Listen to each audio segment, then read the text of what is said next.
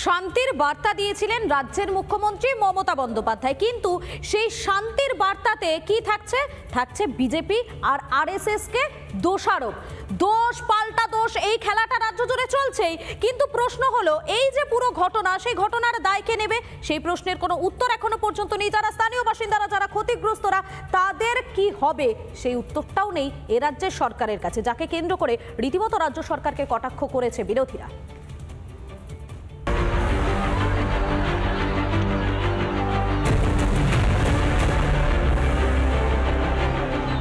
মুর্শিদাবাদের হিংসা নিয়ে দেশ জুড়ে নিন্দার ঝড় উঠেছে।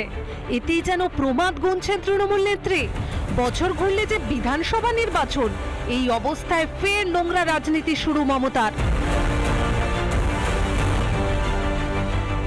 মমতা বন্দ্যোপাধ্যায় দাঙ্গা লাগিয়েছে। মমতা বন্দ্যোপাধ্যায়ের কাউন্সিলরের প্রত্যক্ষ ভিডিও দেখা যাচ্ছে যে ঢিল মেরেছে। তারপরে মুখ্যমন্ত্রী বড় বড় কথা বলছেন। আজ অব্দি ওই কাউন্সিলরের বিরুদ্ধে কোনো ব্যবস্থা নিয়েছে আমরা অন্তত পক্ষে জানতে পারিনি। তো ঢিল মারছে মুখ্যমন্ত্রীর কাউন্সিলর, দায় আরএসএস বিজেপি। আজদামু করেছেন নাকি মুখ্যমন্ত্রী? ওয়াকফ সংশোধনী আইন লাগু হওয়ার পরে উত্তাল হয়ে ওঠে মুর্শিদাবাদ সহ নানা জায়গা। কিন্তু শান্তির বার্তা দিতে গিয়েও ছত্রে ছত্রে গেরুয়া শিবিরকে আক্রমণ শানিয়েছেন মমতা ব্যানার্জি। মুখ্যমন্ত্রী লেখেন, বিজেপি এবং তাদের সঙ্গীরা পশ্চিমবঙ্গে হঠাৎ খুব আক্রমণাত্মক হয়ে উঠেছে। এই সঙ্গীদের মধ্যে আরএসএসও আছে।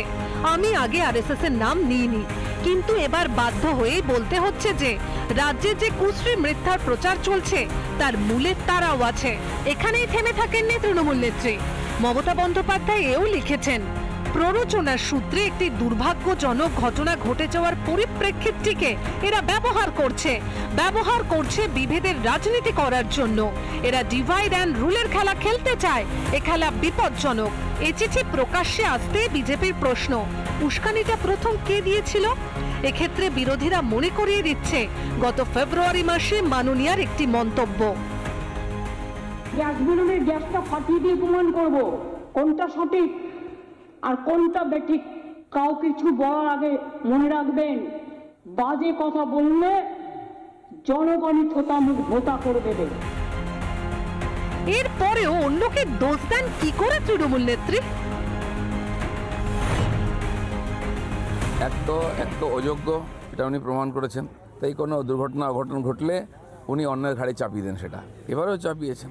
এসে বেশে মানুষের জীবন বাঁচালো, সেই জন্য তো কমপক্ষে অমিত শাহকে ধন্যবাদ দেওয়া উচিত। তাকে উনি গালাগালি দিচ্ছেন, ওনার মতিভ্রম হয়ে গেছে। হিংসা সামলাতে পুরোপুরি ব্যর্থ হয়েছে মমতার প্রশাসন। এখন খোলা চিঠিতে মমতার শান্তি বার্তা, তাও সেই শান্তির বার্তার ছত্রে ছত্রে দায় ঠেলার মরিয়া চেষ্টা। রাজধর্ম পালনে নয়, ভোটের বৈতরণী পার করতে দোষারোপের ডিঙিতেই কি ভরসা মমতার? রিপাবলিক বাংলা। নানা ধরনের কন্টেন্ট দেখার জন্য লাইক করুন, শেয়ার করুন আমাদের ফেসবুক পেজ, সাবস্ক্রাইব করুন আমাদের ইউটিউব চ্যানেল। পাশাপাশি অন্যান্য ব্রেকিং নিউজের জন্য অবশ্যই চোখ রাখুন রিপাবলিক বাংলায়।